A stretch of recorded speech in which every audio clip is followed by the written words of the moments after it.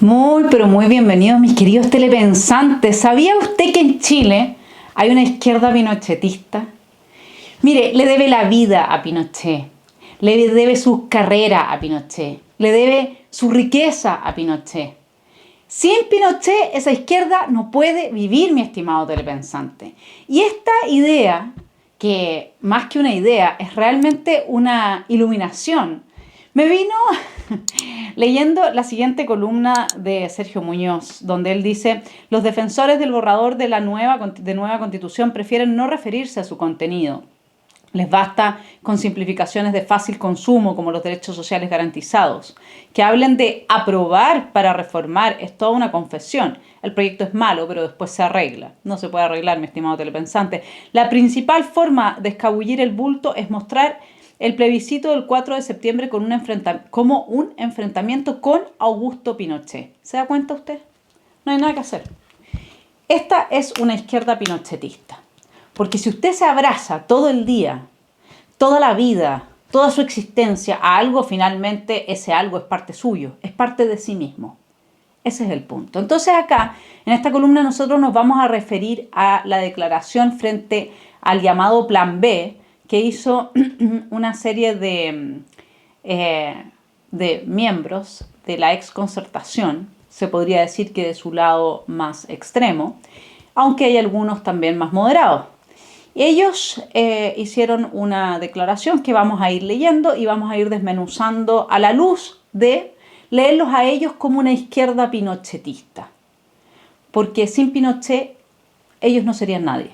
Está claro que el único argumento que tienen para avanzar sus reformas, sus transformaciones y legitimar ante la ciudadanía todos aquellos cambios que conducen a que ellos estén mejor, porque aquí no hay otra lectura posible, pasan por Pinochet.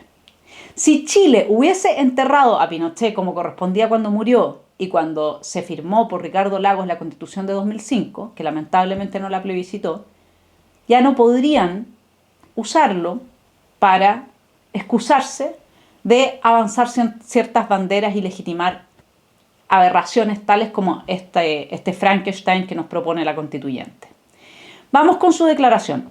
Frente a la propuesta de reforma constitucional anunciada por algunos senadores, respaldada públicamente por la derecha, iniciativa que parlamentarios de distintos signos han denominado un Plan B, para el plebiscito sobre la nueva Constitución que el pueblo chileno votará el 4 de septiembre próximo, estimamos un deber expresar lo siguiente.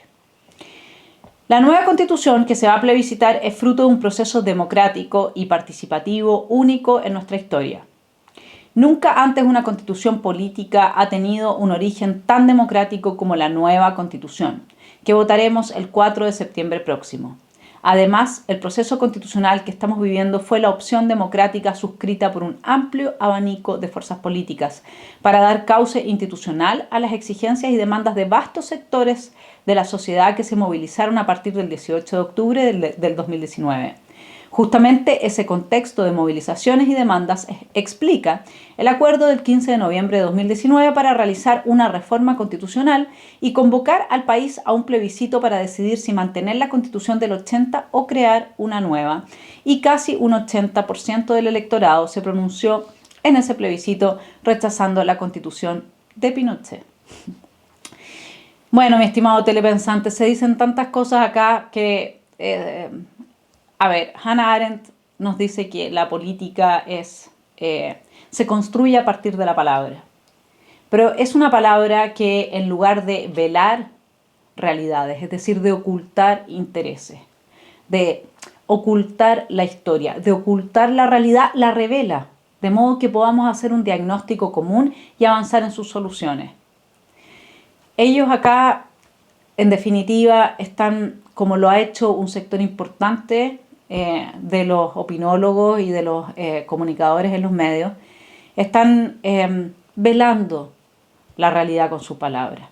Si usted va a la encuesta CEP 2017, usted ve que un 3% de los chilenos, yo voy a tomar cualquiera de cualquier época del año porque da lo mismo. Si usted va a busque en Google, ponga encuesta CEP y 2017, 2016, 2015, 2018, 2019, Nunca hay más de un 3% de la población preocupada por una reforma a la Constitución. Nunca.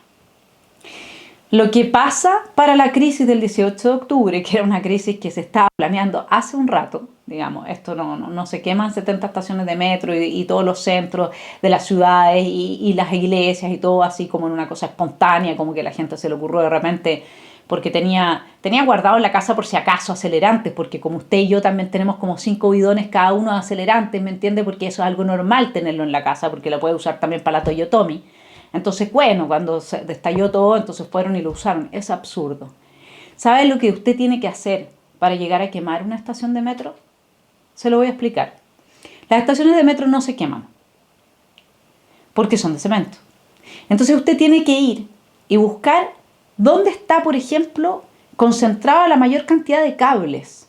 Porque los cables sí se pueden quemar, porque vienen revestidos con plástico. Ahí es donde usted echa el acelerante. Eso no, usted no llega y lo puede tirar en una vereda y prender. No pasa nada. Todo eso requiere de una planificación, requiere de una investigación. Saber dónde están en las distintas estaciones aquellas zonas críticas que sí se incendiarían con un acelerante. ¿Me explico? Solamente con ese dato a usted le queda claro. Ahora, ¿qué es lo que pasa? Que aquí habían dos opciones para el 18 de octubre. O Sebastián Piñera se iba para su casa. Tres opciones. O Sebastián Piñera se hacía cargo de que era el presidente de la República y ponía orden, como se hizo con el estallido que hubo en Estados Unidos. Se puso orden, punto. Cosa que no hizo, porque no tenía al parecer la legitimidad, o porque le daba miedo a los organismos internacionales, o porque quizás el Instituto de Derechos Humanos no deja que Sergio Mico haga la pega que tiene que hacer. Porque parece que está habitado por una mayoría de gente que más bien está a favor de la violencia y de la violación de los derechos de los otros humanos. ¿Mm? La otra opción era que Sebastián Piñera se fuera para la casa, que llamara a nuevas elecciones. Nuevas elecciones en general, cambiemos a todos los políticos que hay porque no han dado el ancho, porque aumentaron el gasto fiscal en un 70% en 10 años. Eso quiere decir, le quitaron esa plata a los chilenos y no fueron capaces de hacer políticas públicas, salvo ciertas políticas públicas, pero políticas públicas que dejaran a la gente contenta en materias fundamentales como educación, salud, etc.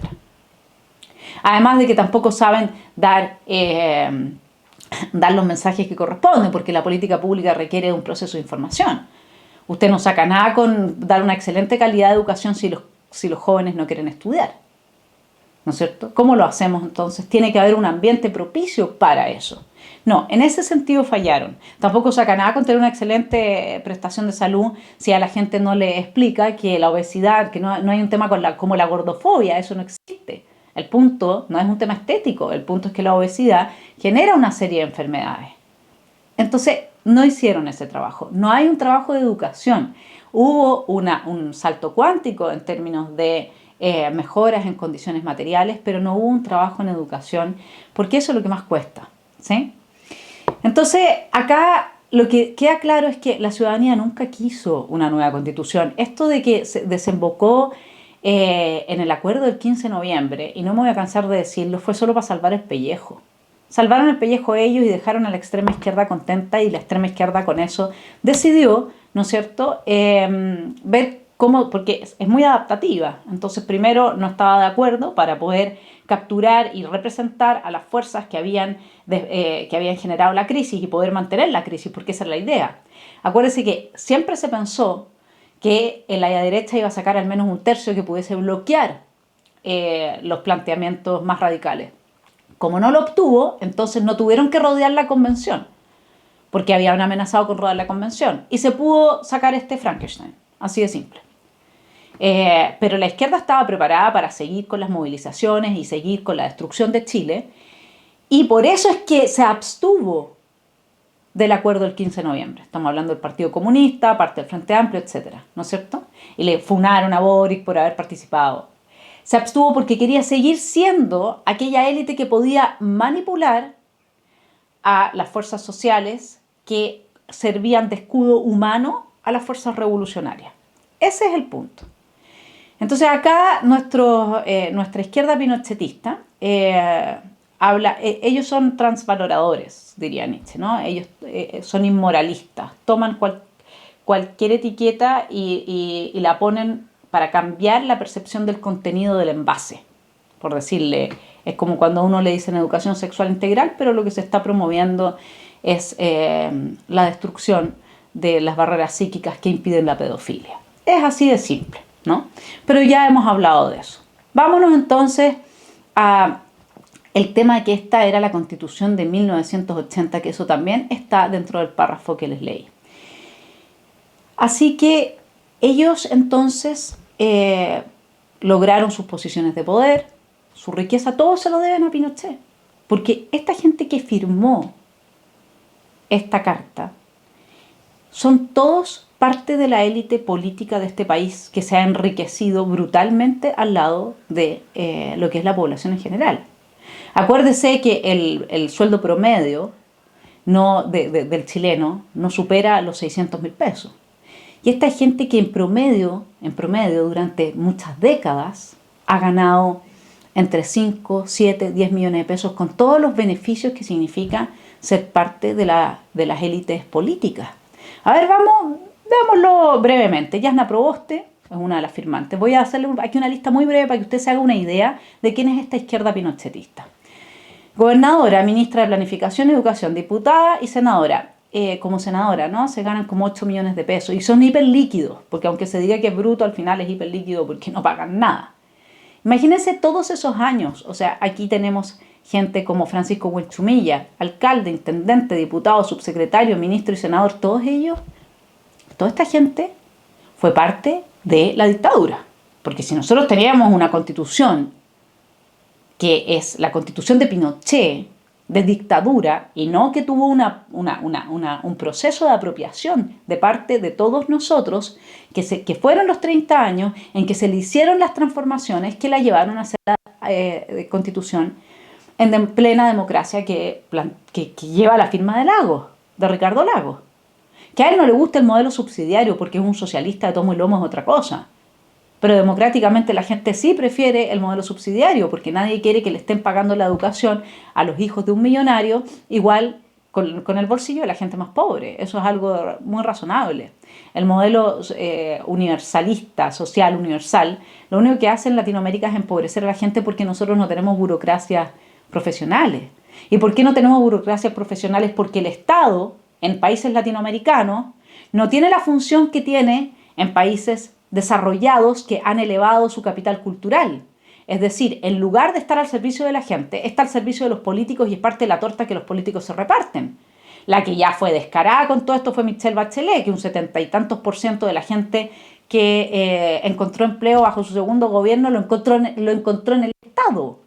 Esa no es gente súper profesional, que era necesaria, qué sé yo, porque si no, no hubiéramos tenido el problema del malestar social que reventó el 18 de octubre, porque que fue lo que encubrió de un manto de legitimidad este proceso revolucionario, de un manto democrático, ¿sí? Pero sigamos con nuestros amigos de la izquierda pinochetista. Claudia Pizarro, alcaldesa, Alejandra Kraus, ministra de Planificación y Cooperación, bajo el gobierno del presidente Ricardo Lagos, ministra del Trabajo y Previsión Social en el segundo gobierno de Michelle Bachelet. Rodolfo Seguel, dirigente sindical, diputado, diputado Rodolfo desde 1990 a 2006. Calcule lo que significa en puro sueldo eso nomás.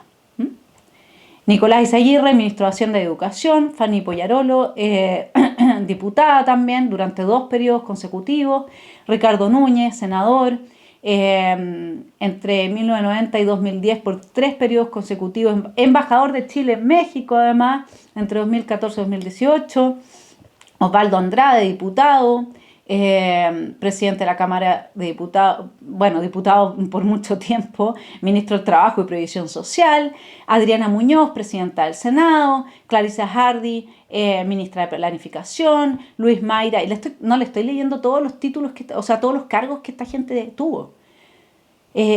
Acá, esta gente que ha vivido dentro de lo que es el 3% más rico de la población en ingresos gracias al modelo neoliberal, que produjo un enriquecimiento general del país. Esta es la gente que tuvo a su cargo hacer los cambios en política pública que se tradujeran en una inversión eficiente y eficaz de los recursos para sacar adelante a la gente que lo necesitaba.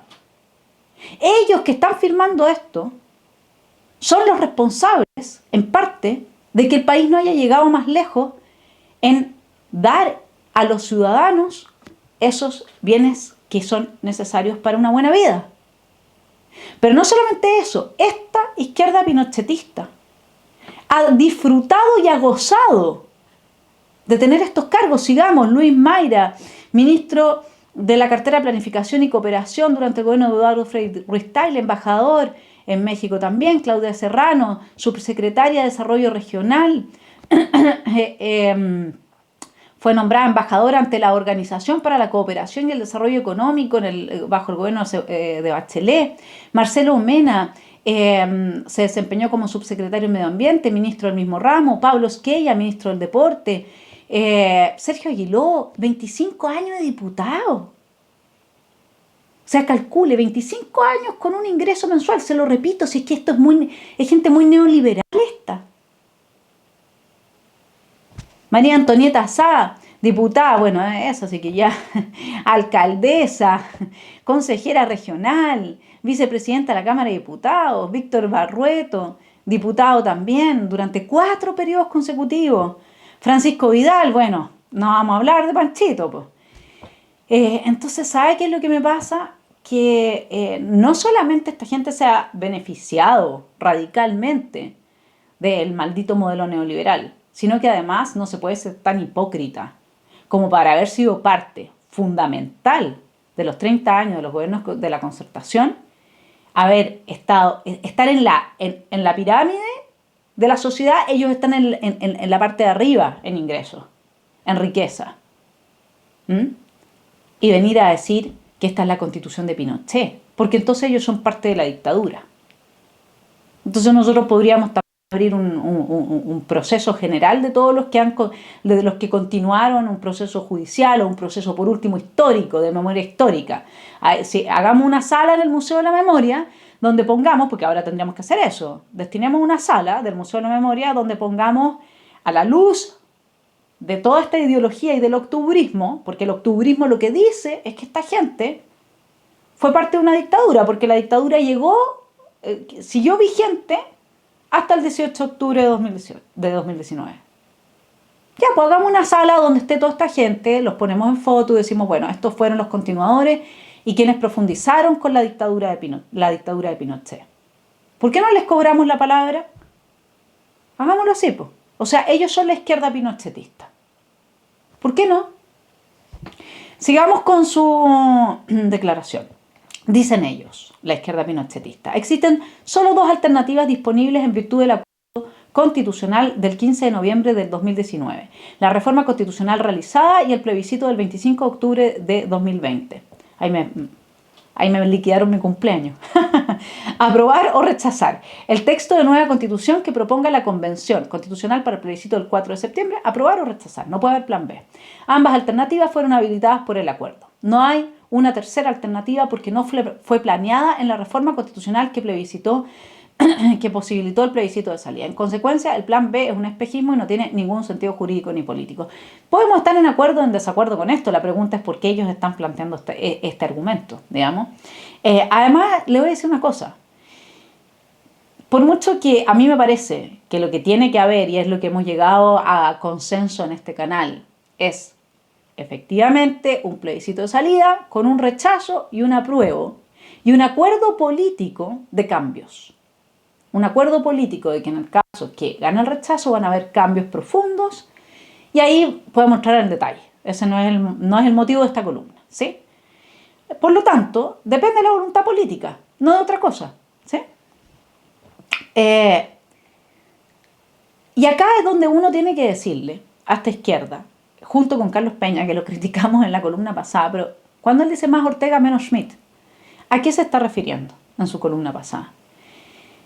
aquí ya basta de dividir el país en grupos de amigos y enemigos. Le voy a leer a Carl Schmitt. Carl Schmitt, en lugar de entender la política como un lugar de reunión, un lugar de consensos, un lugar de avances consensuados en soluciones a los problemas de la sociedad, que esa es la forma liberal de entender la política, él entiende la política como una forma de guerra. Usted sabe lo que pasa en la guerra, la gente se mata. Eso es lo que es, así lo entiende. Entonces él dice los conceptos de amigo y enemigo en su libro El concepto de lo político. Carl Schmitt es el amigo más íntimo de Fernando Atria, ¿sí? Los conceptos de amigo y enemigo deben tomarse aquí en su sentido concreto y existencial. No como metáforas o símbolos. No es tú eres mi enemigo y qué sé yo. No, concreto y existencial. ¿Usted entiende eso? Tú eres mi enemigo y yo te voy a matar. A eso se refiere. Tampoco se los debe confundir o debilitar en nombre de ideas económicas, morales o de otro tipo.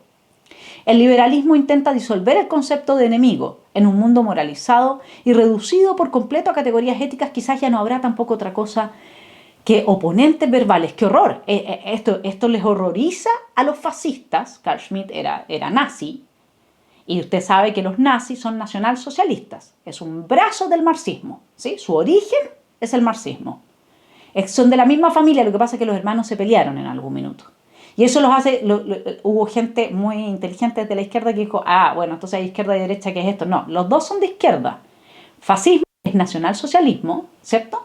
Y marxismo, bolchevismo, todo maoísmo, todo eso es de izquierda, ¿sí? La derecha es liberal. La derecha no considera la política como una forma de guerra, sino que al contrario. La derecha puede ser republicana, puede ser, hay un cierto liberalismo progresista, hay un cierto paleoconservadurismo o paleoliberalismo, no sé, hay muchas etiquetas bajo estas dos fuertes corrientes. Pero si usted quiere llegar a ver más o menos el bosque de forma muy general, existen estas dos maneras de entender la política, estos dos paraguas. Uno es marxista, es de corriente y raigambre marxista. ¿Por qué? Porque necesitan de la revolución y de las condiciones antagónicas para tomarse el poder. El otro es no queremos revolución, no queremos destrucción, la democracia la entendemos como los griegos. Hay una ágora, hay una esfera pública donde se debaten los problemas que nos aquejan y avanzamos en común hacia las soluciones. Y ahí están desde los demócratas cristianos, los liberales, etc. Esas son las dos grandes formas. Por lo tanto, Ortega y Gasset sería, en la columna de Peña, el representante de esta forma republicana. Claro que republicano sería un anacronismo para, si estamos hablando de Grecia, de esta forma democrática directa, digamos, ¿no? Que tiene distintas versiones. Y Schmitt es esta forma marxista. Y acá lo que ha inspirado y la forma en que vive esta izquierda pinochetista es desde Carl Schmitt. Porque ellos lo que hacen es dividir la sociedad en grupos de amigos y enemigos. Entonces el pinochetista tiene que ser odiado y execrado, pero ellos se benefician de eso. Entonces, ¿quién es más pinochetista? ¿El que apoya a Pinochet y abraza a la figura de Pinochet y paga todas las penas del infierno por eso? ¿O el que vive gracias a Pinochet, el que existe gracias a Pinochet, el que tiene que mantener vivo a Pinochet? Véalo usted. Para mí, aquí hay una izquierda que es pinochetista, claramente. ¿Y cómo usa a Pinochet para beneficiarse? A Schmitt, dividiendo a la sociedad en amigos y enemigos. De hecho, si no hubiese sido porque esta era una constitución que ellos inventaron, es la de Pinochet, como si no hubiese todo un proceso histórico de apropiación de la constitución, entonces nosotros no estaríamos en este proceso. Imagínense que esta constitución la hubiese hecho Patricio Aylwin. Ellos no tendrían cómo haber conducido y haber dividido a la sociedad chilena para avanzar al punto que hemos avanzado hoy. Entonces, el proceso de esta extrema izquierda que se abraza con Pinochet, que necesita de Pinochet, que vive de Pinochet, comenzó destruyendo el centro político. Comenzó usando el instinto de la culpa de ciertos sectores de la concertación para desmontarlos del carro del desarrollo y del crecimiento económico que estábamos buscando, porque eso es neoliberal. No es que al pobre le vaya mejor si hay crecimiento económico, no, es que tú eres neoliberal, ¿sí? Y entonces tú profundizaste el modelo de Pinochet. Y así es como dividieron a la izquierda y así es como destruyeron al Partido Demócrata Cristiano, que quedó en manos de la izquierda pinochetista. Jasna Proboste sin Pinochet tampoco existe. Entonces de ahí volvamos al plan B, dicen ellos, el plan B no es una opción real. La ciudadanía quiere pronunciarse sobre alternativas claras y concretas y no sobre acuerdos cupulares respecto a una constitución que ya está muerta y cuyo texto no pudo ser modificado de manera sustancial durante 30 años. Vamos a ver en adelante porque ellos repiten todo el rato esto. Cuando esta es una constitución que ya se ha dicho hasta el cansancio, que ha sido reformada incansablemente, pero quedémonos con los resultados que salen hoy de la encuesta del panel ciudadano. Ellos dicen, la ciudadanía quiere pronunciarse sobre alternativas claras y concretas, ¿no es cierto? No sobre acuerdos cupulares.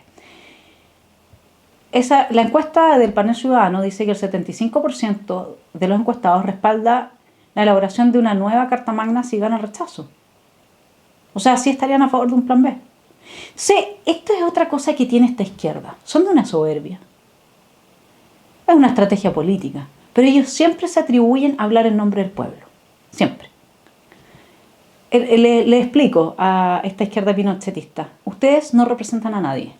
Más que a un 25%, que es el mismo 25% que apoya a Boric y que es el mismo 25% que ha estado legitimando todo el proceso revolucionario. El llamado Plan B pretende confundir a la ciudadanía al no separar el proceso de la convención, que tuvo fallas y desaciertos respecto al texto constitucional que se va a plebiscitar. Naturalmente siempre es posible mejorar determinados aspectos del texto constitucional, pero esto debe hacerse de cara al país y una vez que la soberanía se haya pronunciado aprobando dicho texto. No, este no es un texto que pueda ser reformado. Entiéndalo bien, no puede ser reformado, porque va a tener que ser todo sometido a consulta indígena, que es vinculante. Por lo tanto, ahí está el cerrojo. Se acabó. Y eso no es a los pueblos indígenas, porque como bien decía Cristina Villagómez en la entrevista excelente que nos dio a Martín Yarrau y a mí en el programa Las Verdaderas Mentiras, que hacemos los días lunes en este canal, no puede, el pueblo no está representado por la gente que hoy día ocupa posiciones de poder en nombre del pueblo indígena, de los pueblos originarios. No es así, no están representados. Usted va a las votaciones, no tienen voto, su propia gente no votó por ellos, etc. ¿Sí? Entonces, hay una cosa que está clara. La gente que votó a prueba fue a votar a prueba por un Chile mejor, no por otro Chile. Eso sí que es ilegítimo. Porque lo que hizo la Convención Constituyente fue torcer la voluntad ciudadana. Por lo tanto, de democrático, este proceso no tiene nada. Es como que usted me diga, no, mire, elegimos a Boric presidente y se quedó para siempre en el poder. Pero es que llegó de forma democrática, así que es todo democrático. No, pues viejo, sí, democrático era que llega a Boric presidente y por 4 años nomás. Eso es lo democrático. Acá es lo mismo. Toda la gente que votó a prueba lo hizo pensando en un Chile mejor, no en otro Chile. No querían una refundación de Chile ni una monarquía indigenista. Entonces se torció la intención del voto y se torció el espíritu del acuerdo. Por lo tanto ya no es válido. Esto es lo más ilegítimo que hay. Le insisto, esto es lo mismo que si nosotros elegimos a Boric y se queda para siempre en el poder. Y después vienen en 70 años más, bueno, tanto no va a vivir, pues tendré que llegar a los 110, pero vienen en 40 años más y dicen, no, pero si él sigue en el poder, pero ustedes lo eligieron democráticamente, pues. ¿Se entiende? Usar la palabra para torcer la realidad, eso es lo que hace esta gente.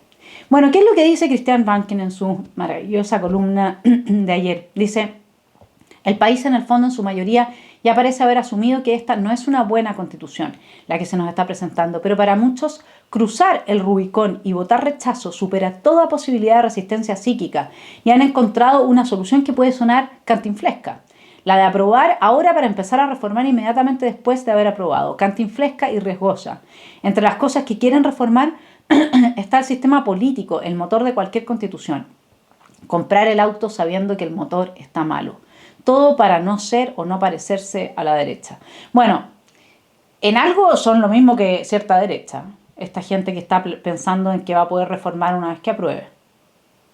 Comparten la ignorancia. Son unos ignorantes totales. No han leído la Constitución, no han oído a gente que está haciendo una visión crítica, un diagnóstico real del Frankenstein que nos están proponiendo. No se puede reformar, ni aunque cambien, ni aunque el proyecto de la Jimena Rincón se apruebe, no se va a poder, porque va a estar el cerrojo de los pueblos originarios. Entiéndase bien. Sigamos con nuestra izquierda pinochetista. La reforma constitucional anunciada por algunos senadores para rebajar ahora los quórums de la Constitución del 80, siguen con la Constitución del 80, ¿se dan cuenta cómo repiten una y otra y otra y otra vez lo mismo? A pesar de ser falso. Con el supuesto propósito de su reforma. A ver, si necesitan repetirlo tanto, ¿por qué será? ¿Cree usted? ¿Por qué será? Esto es como cuando uno se le perdió el anillo, ¿eh? Y está así como mirando y alguien salta sin que ni siquiera uno haya preguntado y dice, yo no me lo robé, ¿ah? Yo no me lo robé. Es lo mismo. Como saben que están mintiendo, tienen que repetirlo mucho. Porque saben que es una mentira.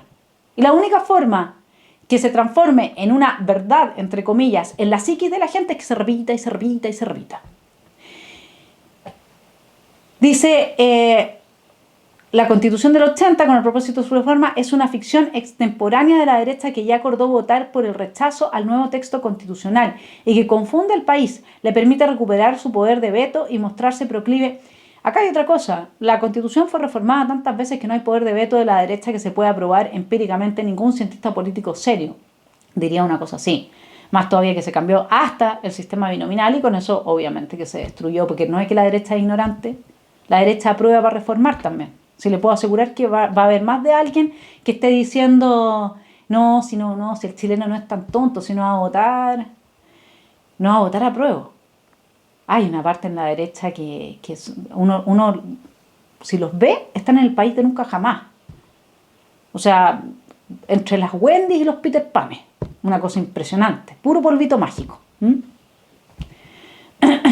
Entonces van a recuperar su poder de veto, dice este manifiesto de la izquierda pinochetista, y mostrarse proclive a los cambios, pero siempre que mantengan los elementos centrales de la Constitución del 80. Y específicamente el modelo económico que fue el causante de los abusos y desigualdades que gatillaron el estallido social. No, el causante de los abusos y desigualdades son ustedes, izquierda pinochetista, que en lugar de hacer bien la pega y de usar bien los recursos, lo que hicieron fue capturar el Estado con grupos de lobistas políticos que les benefician en cada elección. Eso es lo que hicieron. Y no llegaron a la gente. Quizás a la más pobre sí, a través de subsidios, pero no llegaron a las clases medias. Ustedes son los responsables de esto. Plata hubo. Y se incrementó el presupuesto nacional de forma radical.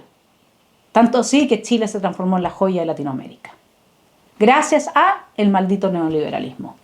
Y ustedes tuvieron sueldos millonarios durante décadas.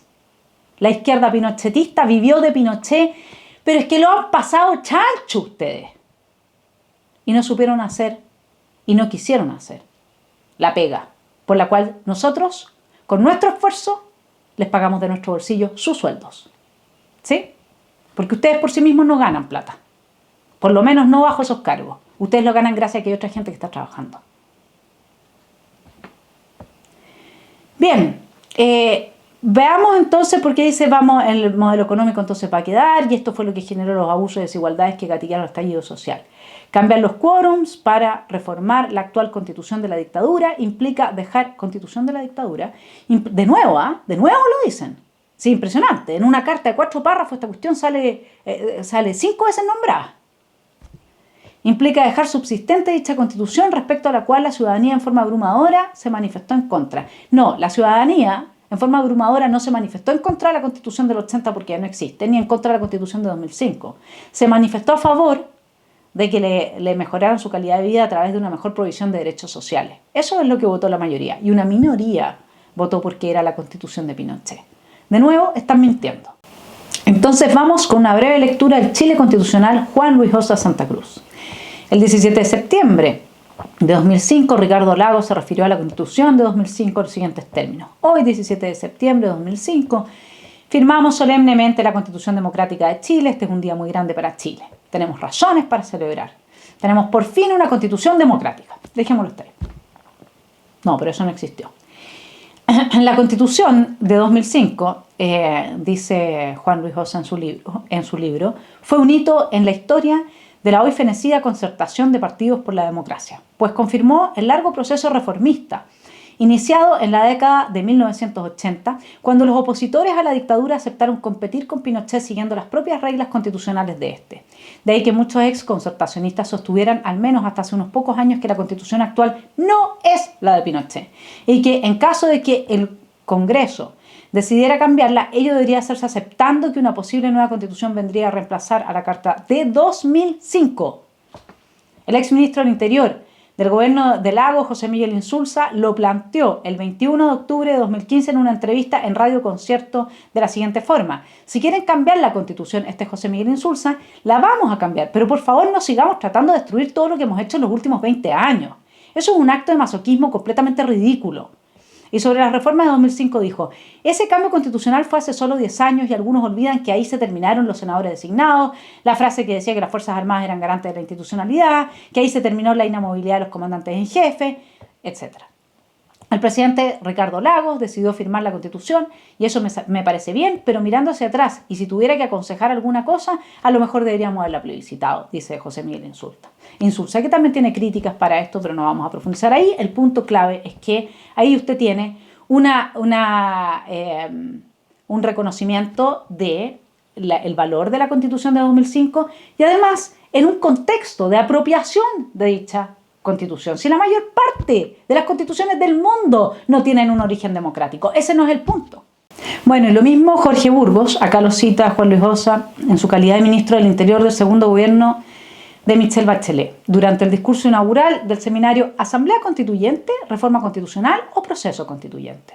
Organizado por la Universidad del Desarrollo, Burgos dijo que, lo cita, la Constitución vigente ha sido una Constitución eficaz, ya que impuso un orden que, aunque imperfecto, nos ha permitido resolver los problemas dentro de una institucionalidad en paz conforme a unas reglas con vigencia del Estado de Derecho. Bueno, a Lagos no le gusta el modelo subsidiario, porque es socialista, ya lo dijimos, ¿no es cierto? Pero la pregunta es, ¿por qué seguir repitiendo que es la Constitución de Pinochet? Esa es la pregunta. Vamos con Hannah Arendt, los orígenes del totalitarismo y la eficacia de la propaganda totalitaria. La eficacia de este tipo de propaganda demuestra una de las características principales de las masas modernas. No creen en nada visible, en la realidad de su propia experiencia. No confían en sus ojos ni en sus oídos, sino solo en sus imaginaciones, que pueden ser atraídas por todo lo que es al mismo tiempo universal y consecuente en sí mismo. Lo que convence a las masas no son los hechos, ni siquiera los hechos inventados, sino solo la consistencia del sistema del que son presumiblemente parte. La repetición, cuya importancia ha sido algo sobreestimada en razón de la extendida creencia en la capacidad inferior de las masas para captar y recordar, es importante solo porque la repetición convence a las masas de la consistencia en el tiempo. Es consistente que si la dictadura es de Pinochet, es consistente que si hay un neoliberalismo, es consistente que si a ti no te llega la prestación de salud que necesitabas y tu pariente se murió en la fila de espera. Ese es el mono que les han armado. Entonces, todos los pecados de la mala gestión que pueden haber tenido los gobiernos de concertación en materia de modernización del Estado, que es lo que redunda en la crisis que tenemos hoy día, se lavan con Pinochet. Pero si Pinochet es el santo para esta gente, es el santo salvador, es el milagroso. ¿Qué harían ellos sin Pinochet? ¿Sí?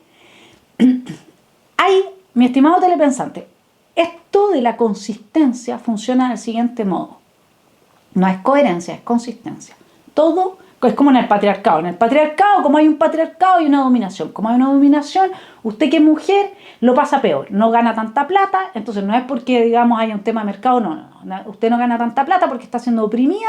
Y entonces esto existe desde siempre. Una cosa increíble, porque el capitalismo empezó desde el 1850 en adelante. No, pero desde siempre, patriarcado. Entonces todo se explica consistentemente dentro de la teoría. Lo mismo que existe el imperio de los yanquis, del capitalismo. Entonces, hasta el día de hoy, Maduro persuade a la gente de que todos sus males son producto de que existe Estados Unidos, pero el día que Estados Unidos no esté, se le va a ocurrir otro enemigo nomás. Porque se trata de ser consistente y repetir la mentira, repetir la mentira, repetir la mentira. ¿Por qué repetir todo el tiempo que es la Constitución de Pinochet? Porque es el oxígeno de esta gente. Porque esta gente es la izquierda pinochetista, schmittiana, fascista, que necesita dividir al país. Esa es la verdad. Entonces, se lo quiero explicar un poco más de fondo. Cuando uno empieza a manejar un auto, tiene que aprender a manejar. ¿Qué le pasa? No sabe pasar los cambios, el embrague, el acelerador, el freno. Es todo complicado, ¿no es cierto? Después de 10 años manejando, ¿usted se pregunta a sí mismo cómo va a pasar el cambio para poner el embrague? Bueno, aquí estoy hablando del caso de la época de nosotros, hoy día son más automáticos los autos. Pero bueno, quedémonos con eso que sirve igual de ejemplo. ¿Usted se lo pregunta? No. Ya está la ruta neurológica tejida y por lo tanto usted lo hace de forma automática.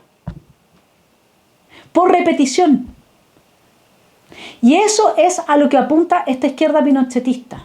Repetir y repetir y repetir para que la ruta neurológica de la gente que recibe este mensaje se vaya constituyendo igual como se constituye de forma autómata en nosotros la praxis y el hábito de manejar.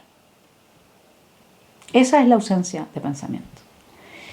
Entonces, bueno, esta es una izquierda pinochetista en definitiva porque no puede existir sin Pinochet, porque avanza un desmantelamiento institucional y una crisis social que nosotros ya vivimos antes.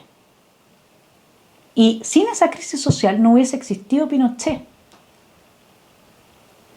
Entonces acá uno realmente se pregunta en qué están. ¿Tanto quieren a Pinochet que necesitan que aparezca otro? ¿Tanto es lo que lo aman?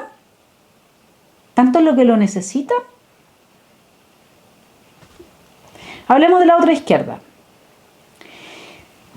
Quiero terminar esta columna hablando de la otra izquierda. La izquierda que no es pinochetista. La izquierda que no busca dividir a la sociedad. La izquierda que se niega a perder su libertad. Y su mejor representante, no cabe duda, es Christian Banken. Voy a leer una parte de su columna de ayer. La presión de la tribu es asfixiante, pues nuestra libertad, que es lo más sagrado que tenemos como individuos, puede quedar atrapada dentro de la cárcel de gruesos barrotes de lealtades mal entendidas. Muchas veces el destino de los países y las comunidades se juega más en el territorio de lo irracional que en el de la razón, por la razón o la fuerza. Y aquí le está hablando a toda esa izquierda que no quiere moverse porque no quiere ser puesta al lado de una derecha que va por el rechazo. Que la tribu, por eso él dice por la razón o la fuerza, no, por la razón o la tribu. El que ose cruzar la línea de la duda y votar lo mismo que el enemigo, va a ser motejado de oveja negra, de traidor, de hereje. La tribu no perdona. El problema es que aquí la tribu está manejada por la izquierda pinochetista. En estos lares, en política somos mucho más primitivos de lo que declaramos ser. Pobres, los libres de espíritu, los que no siguen a su manada. Para ellos, para los libres de espíritu, para los que no están dispuestos a ser parte de la izquierda pinochetista, la funa, el ostracismo, la cesantía permanente. La cesantía, mi estimado televidente. Si no hacer la genuflexión sale caro. No hay embajadas, subsecretarías ni seremías para ellos. Por eso, en este plebiscito muchísimos votarán para Callao. En el plebiscito de entrada les tocó a los disidentes de la derecha pasar por este trance al osar declarar públicamente su apruebo. Ahora les toca el turno en este plebiscito a los disidentes de la centroizquierda que voten rechazo. Ellos corren el peligro de ser enviados a la hoguera, porque el proceso constituyente ha sido investido de un aura de sacralidad y su texto final parece más el Corán de los pueblos que un texto constitucional. Los que fuimos enviados a la hoguera, y aquí se equivoca Christian Banken, no fue la gran mayoría de la derecha que estaba coludida en el Acuerdo Nacional del 15 de noviembre. Fuimos los que estábamos en contra de un proceso iniciado por la violencia y la ideología octubrista. Nosotros fuimos enviados a la hoguera, no ellos. Ellos fueron la mayoría. La minoría, los que disentimos de un proceso que nació en la violencia, fuimos los que estábamos por el rechazo.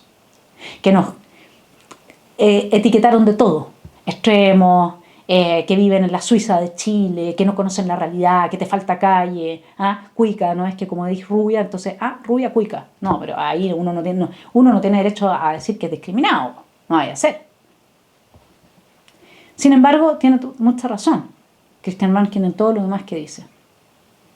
Acá el tema es el rebaño, acá el tema es la tribu. Fuera de la tribu te mueres, fuera de la tribu no tienes ni siquiera trabajo. Y quien es libre muchas veces se va a tener que quedar sin trabajo. Eso sabe lo que es, no poder parar la olla. Veamos cómo lo diría Nietzsche, porque justamente Christian Banken hace una alusión a Nietzsche al hablar del eterno retorno en su columna. Nietzsche dice, los instintos e inclinaciones antitéticos. De ellos alcanzan ahora honores morales, el instinto de rebaño, de ser parte de ese grupito que todos ve. El violador eres tú, la Constitución de Pinochet. El instinto de rebaño saca paso a paso su consecuencia. El grado mayor o menor de peligro que para la comunidad, que para la igualdad y en una opinión. La comunidad se siente agredida por una opinión. La igualdad se siente quebrada por una opinión libre como la de Christian Banken, por eso lo han atacado tanto. En un estado de ánimo y un afecto, en una voluntad, en un don. Ese grado de peligro que siente la comunidad ante el pensador libre es lo que ahora constituye una perspectiva moral. También aquí el miedo vuelve a ser el padre de la moral. Eso es lo malo, ser libre. Eso es lo malo, pensar distinto. Eso es lo malo, no estar de acuerdo. ¿Qué miedo le da al rebaño que aparezca una oveja negra? Cuando los instintos más elevados, más fuertes, irrumpiendo apasionadamente, arrastran al individuo, más allá y por encima del término medio, de las ovejitas, y de la hondonada de la conciencia gregaria. Todos tenemos la misma conciencia. Todos compartimos lo mismo. Nadie puede salirse de ahí. Entonces el sentimiento de la propia dignidad de la comunidad se derrumba. Y su fe en sí misma, espina dorsal, por así decirlo, se hace pedazo. Eso es lo que ha hecho Cristian con el sector de la izquierda pinochetista. Eso es lo que hacen los amarillos, que les patearon la mesa a toda esta extrema izquierda que capturó el centro. Los hicieron pedazos porque no estuvieron dispuestos a ser parte de una comunidad donde perdieran su libertad. Y podemos tener diferencias con ellos, pero también abrazamos en lo profundo exactamente el mismo sentido de vida, el de la realización espiritual y personal a partir de la libertad. En consecuencia, termino con Nietzsche, a lo que más se estigmatizará y se calumniará será cabalmente a tales instintos. Dice Banken, qué claustrofóbicas son las opiniones binarias, negro, blanco, pinochetista y endista, bueno o malo. Si hubiese una tercera opción en la papeleta, otro sería el escenario y no existiría esa tensión dramática que nos llevará nuevamente a la eterna y en cierto sentido artificial división de la que no podemos salir desde hace décadas. ¿Cómo vamos a salir de esta división si hay gente que se hace millonaria gracias a esta división? Que profita del poder, que vive como antes vivía la aristocracia francesa bajo Luis XIV, gracias a esta división. ¿Cuándo vamos a superar esta división si la gente se beneficia? Hay una élite que se beneficia de esta división. Es imposible superar esto. Tenemos que cambiar los incentivos. Entonces, ¿cuándo se acabará, dice, el país binario que nos arrastra como peso muerto al pasado y nos impide avanzar hacia el futuro? ¿Cuándo las fronteras de las tribus se harán más porosas para que nuestros hijos y nietos rompan con la posta nefasta que ahora hace decir a muchos apruebo para esconder mi rechazo, para que nadie vaya a pensar que me convertí en otro? Puede ser sana tanta cobardía y poca honestidad. ¿Vale la pena seguir escondidos en el closet como niños asustados que no quieren decir la verdad, de verdad lo que piensan? Bueno, yo quiero responderle acá a Christian Banken sobre cuándo. ¿Cuándo vamos a poder tener tribus más porosas? ¿Cuándo vamos a poder disfrutar de la existencia de un mundo común, realmente común? Bueno, quizás ese día llegue cuando tengamos nuestra revolución del copihue y nuestro Balclava Havel criollo, de la mano de Gabriela Mistral, abra las sendas de un camino común, en el que la fuerza de los lazos de nuestra amistad cívica sepulte para siempre un pasado que nos divide. Para eso necesitamos entender qué pasó, sí. Y tenemos que profundizar en las causas de la crisis institucional del 73 para no volver a repetir ese escenario. Es ese espíritu, el del poeta que ama la libertad. No sé a quién le estaré hablando yo y que no se conforma con utopías. El de quien sabe, como Hamlet, que el mundo se ha desquiciado. Le voy a leer a Hannah Arendt.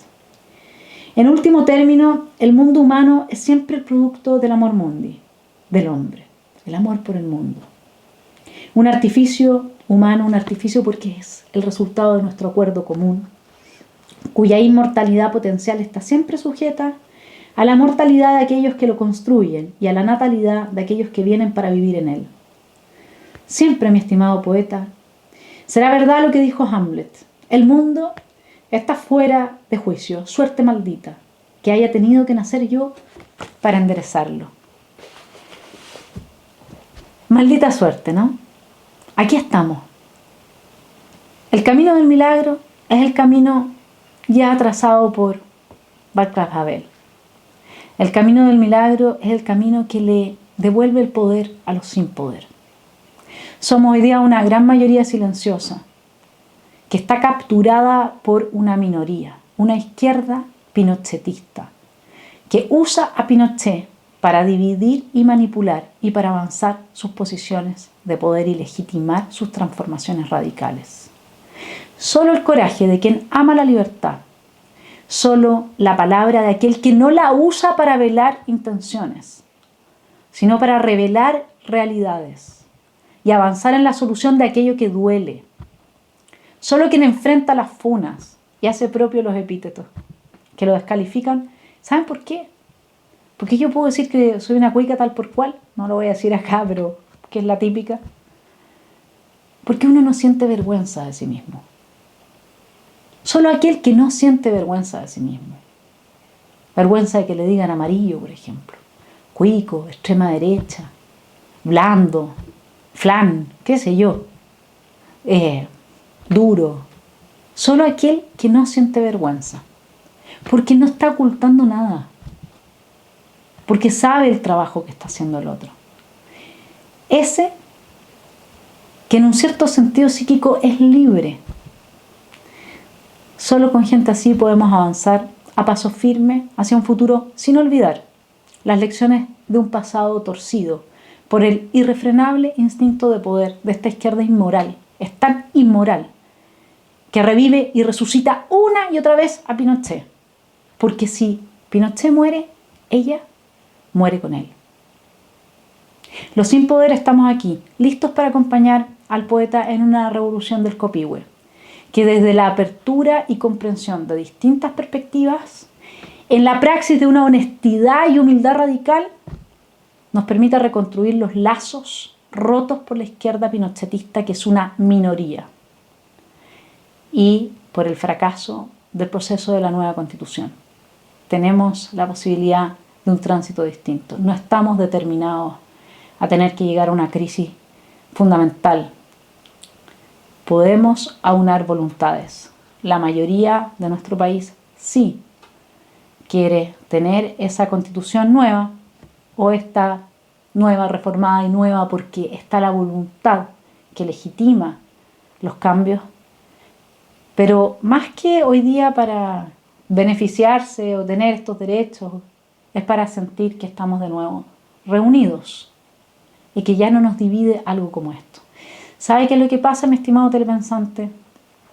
El día que nosotros tengamos una constitución a la cual ya no se le pueda atribuir el origen de la dictadura, por muy falso que sea todo esto, pero ellos saben cómo hacerlo, porque repiten y repiten y repiten y terminan generando ese mapa neurológico. El día que ellos no tengan una constitución a la cual le puedan atribuir los males del universo, producto que fue hecha por Pinochet, esta izquierda va a desaparecer. Esta izquierda pinochetista, esta izquierda fascista, va a desaparecer. Porque una vez muerto el dictador, no van a tener a qué echar mano para justificar sus posiciones, sus demandas y la manera en que hacen política. Los dejo pensando.